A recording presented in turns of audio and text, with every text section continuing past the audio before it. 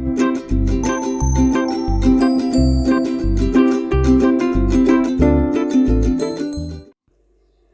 Everyone, welcome back to my channel. ನನ್ನ ವ್ಯೂವರ್ಸ್ಗೆ ಎಲ್ರಿಗೂ ಬಿಗ್ ಹಾಯ್. ಹಾಗೆ ಯಾರ್ಯಾರೆಲ್ಲ ಕಮೆಂಟ್ ಮಾಡಿದ್ದೀರಾ ಮತ್ತು ಲೈಕ್ ಮಾಡಿದ್ದೀರಾ ಪ್ರತಿಯೊಬ್ಬರಿಗೂ ಕೂಡ ತುಂಬ ಥ್ಯಾಂಕ್ಸ್ ಅಂತ ಹೇಳ್ತಾ ಇವತ್ತಿನ ಲಾಗ್ನ ಸ್ಟಾರ್ಟ್ ಮಾಡ್ತಾ ಇದ್ದೀನಿ. 5 ಗಂಟೆಗೆ ಎದ್ದಿದ್ದೀನಿ.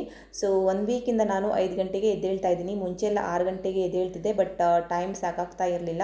ಯಾಕಂದರೆ ಯೋಗ ಧ್ಯಾನ ಮಾಡೋಕ್ಕೆ 1 ಅವರ್ ಹೋಗಿಬಿಡತ್ತೆ. ಸೊ ಮತ್ತು ವಾಕಿಂಗ್ ಹೋಗಿ ಬರೋ ತನಕ ಹಾಗೇ ಟೈಮ್ ಆಗಿಬಿಡುತ್ತೆ. ಅದಕ್ಕೇ 5 ಗಂಟೆಗೆ ಇದ್ದರೆ ಅಟ್ಲೀಸ್ಟ್ ಟೈಮ್ ಸೇವ್ ಆಗುತ್ತೆ, ಹಾಗೆಯೇ ವಿಡಿಯೋ ಮಾಡೋಕ್ಕಾಗಿರ್ಬೋದು ಅಥವಾ ಎಡಿಟಿಂಗ್ ಮಾಡೋಕ್ಕೆಲ್ಲ ಈಸಿ ಆಗುತ್ತೆ ಅಂತ ಅಂದ್ಬಿಟ್ಟು ನಾನೇ 5 ಗಂಟೆಗೆ ಎದ್ದೇಳ್ತಾ ಇದ್ದೀನಿ. ಎದ್ದು ಫ್ರೆಶ್ ಅಪ್ ಆಗಿದ್ದೀನಿ ಇವಾಗ. ಹಾಗೆಯೇ ಮುಖ ಎಲ್ಲ ತೊಳ್ಕೊಂಡು ಫಸ್ಟು ಧ್ಯಾನ ಮಾಡ್ತಾಯಿದ್ದೀನಿ.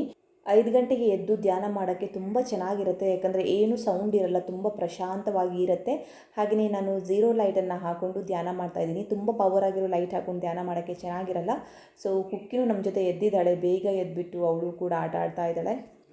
ಕುಕ್ಕಿ ಹೇಗಂದರೆ ಎದ್ದ ತಕ್ಷಣ ಅವಳಿಗೆ ಎತ್ಕೋಬೇಕು, ಇಲ್ಲಾಂದರೆ ಮುಟ್ಟಬೇಕು, ಆವಾಗಲೇ ಅವಳು ಸಮಾಧಾನ ಆಗೋದು. ಇಲ್ಲಾಂದರೆ ಅವಳು ಡಿಸ್ಟರ್ಬ್ ಮಾಡ್ತಾನೆ ಇರ್ತಾಳೆ. ಹಾಗೆಯೇ ಇವಾಗ ನಾನು ನಾರ್ಮಲ್ ಆಗಿರೋ ಲೈಟನ್ನು ಆನ್ ಮಾಡ್ಕೊಂಡಿದ್ದೀನಿ. ಇವಾಗ ಅನುಲೋಮ ಮತ್ತು ವಿಲೋಮ ಪ್ರಾಣಾಯಾಮವನ್ನು ಮಾಡ್ಕೊಳ್ತಾ ಇದ್ದೀನಿ. ಇದಂತೂ ತುಂಬ ಒಳ್ಳೆಯದು. ನನಗೆ ಕೋವಿಡ್ ಬಂದು ಹೋದ ತಕ್ಷಣ ಸ್ವಲ್ಪ ಬ್ರೀತಿಂಗ್ ಪ್ರಾಬ್ಲಮ್ ಅನಿಸ್ತಾ ಇತ್ತು, ಆವಾಗ ಉಸಿರುಗಟ್ತಾ ಇತ್ತು. ಬಟ್ ಇದು ಡೈಲಿ ಮಾಡೋದ್ರಿಂದ ಡೇ ಬೈ ಡೇ ತುಂಬ ಚೆನ್ನಾಗಿ ಇಂಪ್ರೂವ್ ಆಗ್ತಾ ಬರುತ್ತೆ ಬ್ರೀತಿಂಗ್ ಪ್ರಾಬ್ಲಮ್ ಎಲ್ಲ. ನಾವು ಬೆಳಿಗ್ಗೆ ಬೇಗ ಎದ್ದು ಅಂದರೆ 5 ಗಂಟೆಗೆಲ್ಲ ಎದ್ದು ಯೋಗ ಧ್ಯಾನ ಪ್ರಾಣಾಯಾಮ ಮಾಡೋದ್ರಿಂದ ಮನಸ್ಸಿಗೆ ಮತ್ತು ದೇಹಕ್ಕೆ ಒಳ್ಳೆ ರಿಸಲ್ಟ್ ಸಿಗುತ್ತೆ. ಹಾಗೆಯೇ ನಾವು ಲೇಟಾಗಿ ಎದ್ದು ಮಾಡಿದರೆ ಅಷ್ಟು ಮಾಡೋಕ್ಕೆ ಮನಸ್ಸೇ ಬರಲ್ಲ, ಒಂಥರ ಮುಡಿಯಾಗಿರ್ತೀವಿ, ಹಾಗೆಯೇ ಅನ್ಕಂಫರ್ಟೇಬಲ್ ಫೀಲ್ ಆಗುತ್ತೆ. ಸೊ ಬೆಳಿಗ್ಗೆ ಎದ್ದರೆ ನಿಜವಾಗೂ ತುಂಬ ಹೆಲ್ದಿಯಾಗಿ ಇರುತ್ತೆ, ಹಾಗೆಯೇ ಮನಸ್ಸಿಗೂ ಕೂಡ ತುಂಬ ಖುಷಿಯಾಗಿರುತ್ತೆ.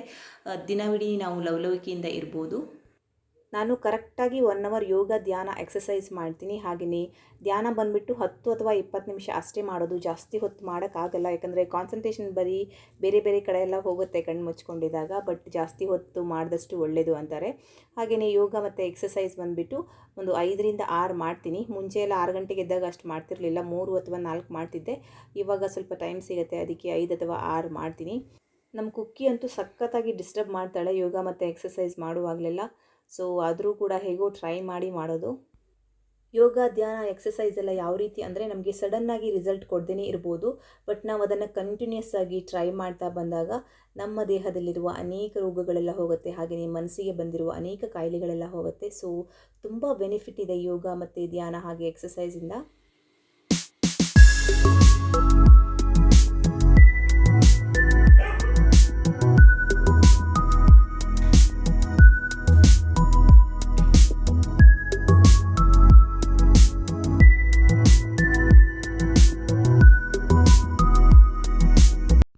ಲಾಸ್ಟಲ್ಲಿ ನಾನು ಶವಾಸನವನ್ನು ಮಾಡ್ಕೊಳ್ತೀನಿ. ಇದರಿಂದ ನಮ್ಮ ಬಾಡಿ ಎಲ್ಲ ರಿಲ್ಯಾಕ್ಸ್ ಆಗುತ್ತೆ. ನಾವು ತುಂಬ ಹೊತ್ತು ಎಕ್ಸಸೈಸ್ ಮಾಡಿ ಸ್ವಲ್ಪ ಟಯರ್ಡ್ ಆಗಿರುತ್ತೆ. ಸೊ ಇದನ್ನು ಮಾಡಿ ಮುಗಿಸ್ಬಿಡ್ತೀನಿ. ಫಸ್ಟಲ್ಲಿ ಹಾಗೆಯೇ ಲಾಸ್ಟಲ್ಲಿ ನಮಸ್ಕಾರ ಮಾಡೋದು ಪದ್ಧತಿ ಅಲ್ವಾ, ಸೊ ನಮಸ್ಕಾರ ಮಾಡಿ ಮುಗಿಸ್ತೀನಿ. ಹಾಗೆಯೇ ಇವಾಗ ಸ್ನಾನ ಎಲ್ಲ ಮಾಡ್ಕೊಂಡು ಬಂದಿದ್ದೀನಿ. ಇವಾಗ ರಂಗೋಲಿ ಹಾಕ್ಕೊಳ್ತಾ ಇದ್ದೀನಿ.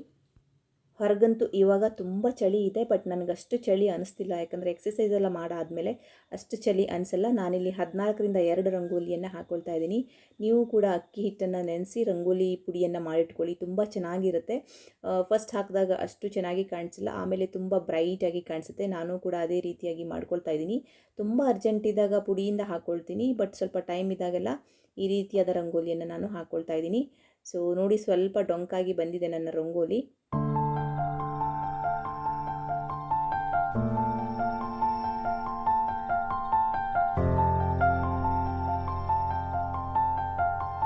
ಬೆಳಿಗ್ಗೆ ಎದ್ದರೆ ಇನ್ನೊಂದು ಖುಷಿ ಏನಂದರೆ ಹಕ್ಕಿ ಪಕ್ಷಿಗಳೆಲ್ಲ ಕೂಗೋದನ್ನು ಕೇಳ್ಬೋದು.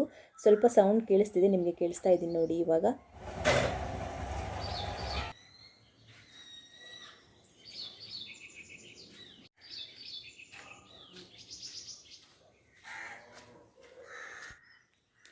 ಇವಾಗ 6 ಗಂಟೆ ಆಗಿ ಹೋಯಿತು. ಸ್ವಲ್ಪ ಬೆಳಕೆಲ್ಲ ಕಾಣಿಸ್ತಾ ಇದೆ ನೋಡಿ, ಈ ರೀತಿಯಾಗಿ ಕಾಣಿಸ್ತಿದೆ.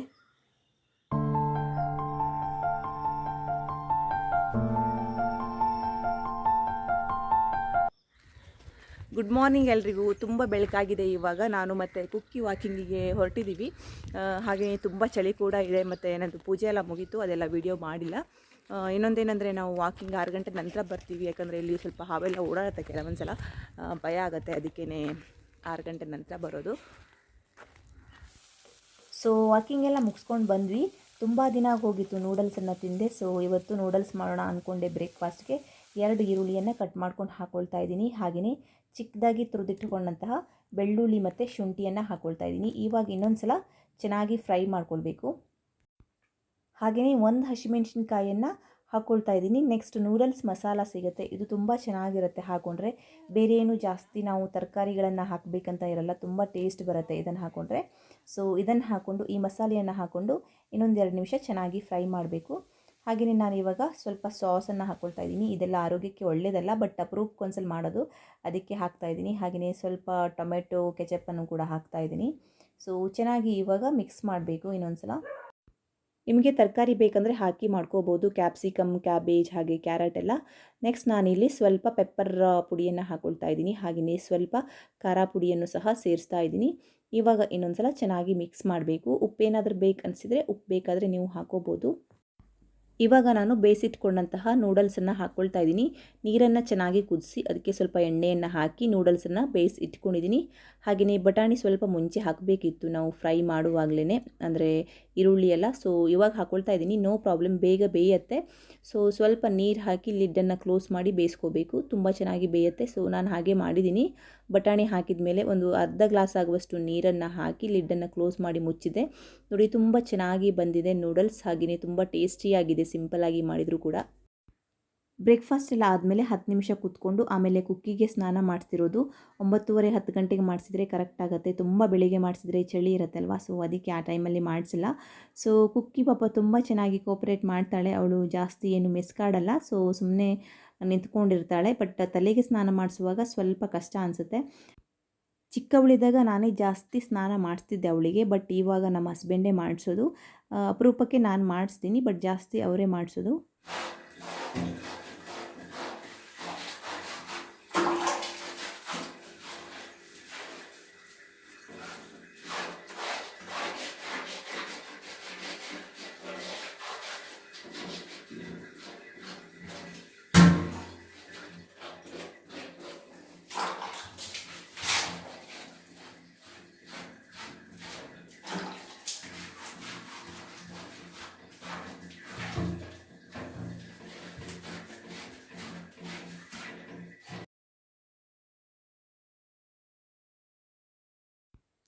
ಹಾಗೆಯೇ ಕೆಲವೊಂದು ನಾಯಿಗಳಿಗೆ ಸ್ನಾನ ಮಾಡಿಸ್ಬೇಕಂದ್ರೆ ತುಂಬ ಕಷ್ಟ ಅನಿಸುತ್ತೆ. ನಾನು ಎಷ್ಟೋ ನಾಯಿಗಳನ್ನು ನೋಡಿದ್ದೀನಿ.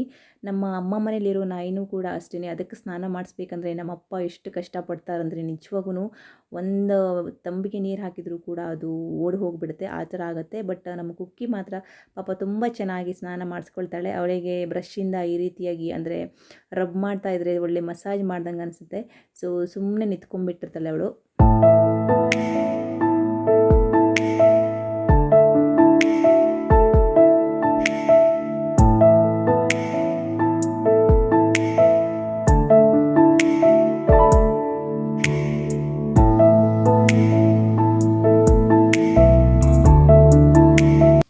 ಇವಾಗ ತಲೆಗೆ ಮತ್ತು ಕುತ್ತಿಗೆಗೆ ಶಾಂಪೂವನ್ನು ಹಚ್ಚಿ ಚೆನ್ನಾಗಿ ಉಜ್ತಾ ಇರೋದು ನೋಡಿ. ಇವಾಗಲೂ ಕೂಡ ಅವಳು ಕೆಲಿತಾ ಇಲ್ಲ, ಬಟ್ ತಲೆಗೆ ನೀರನ್ನು ಹಾಕುವಾಗ ಮಾತ್ರ ಸ್ವಲ್ಪ ಜಾಸ್ತಿ ಕೆಲಿಯೋದು. ಯಾಕಂದರೆ ಆಲ್ಮೋಸ್ಟಾಗಿ ಎಲ್ಲ ಪ್ರಾಣಿಗಳು ಅಷ್ಟೇ, ಎಷ್ಟೇ ಕೋಪ್ರೇಟ್ ಮಾಡೋ ಪ್ರಾಣಿಗಳಾದರೂ ಕೂಡ ತಲೆಗೆ ನೀರನ್ನು ಹಾಕುವಾಗ ಸ್ವಲ್ಪ ಈ ಕಡೆ ಒದ್ದಾಡುತ್ತೆ. ಸೊ ಇದು ಕೂಡ ಅಷ್ಟೇ ನೋಡಿ ಯಾವ ರೀತಿ ಮಾಡ್ತಾ ಇದೆ ಅಂತ. ಕುಕ್ಕಿ ಸ್ನಾನ ಎಲ್ಲ ಆದಮೇಲೆ ಮಲ್ಕೊಂಡ್ಬಿಟ್ಲು, ಅಂದರೆ ಸ್ವಲ್ಪ ಹೊತ್ತು ಡ್ರೈ ಎಲ್ಲ ಆದಮೇಲೆ. ಬಿಸಿನೀರು ಸ್ನಾನ ಮಾಡಿದ್ಮೇಲೆ ಹಾಗೆ ಅಲ್ವಾ, ನಮಗೂ ಕೂಡ ಅಷ್ಟೇ ಚೆನ್ನಾಗಿ ಬಿಸಿನೀರು ಸ್ನಾನ ಮಾಡಿದ್ರೆ ನಿದ್ದೆ ಬಂದುಬಿಡುತ್ತೆ. ಸೊ ಅವಳು ಕೂಡ ಮಲ್ಕೊಂಡ್ಬಿಟ್ಲು. ಹಾಗೆಯೇ ಪೆಟ್ ಶಾಪ್ಗೆ ಬಂದ್ವಿ. ಕುಕ್ಕಿಗೆ ಒಂದು ಪ್ಲೇಟ್ ತರಬೇಕಿತ್ತು, ತುಂಬ ದಿನಗಳಿಂದ ಅಂದ್ಕೊಂಡಿದ್ವಿ ತೊಗೋಬೇಕು ಅಂತ, ಬಟ್ ತೊಗೊಳಕ್ಕೆ ಆಗಿರಲಿಲ್ಲ. ಹಾಗೆಯೇ ಕ್ಯೂಟಾಗಿರೋ ಮಾಸ್ಕ್ಗಳೆಲ್ಲ ಇಲ್ಲಿ ಇದ್ವು.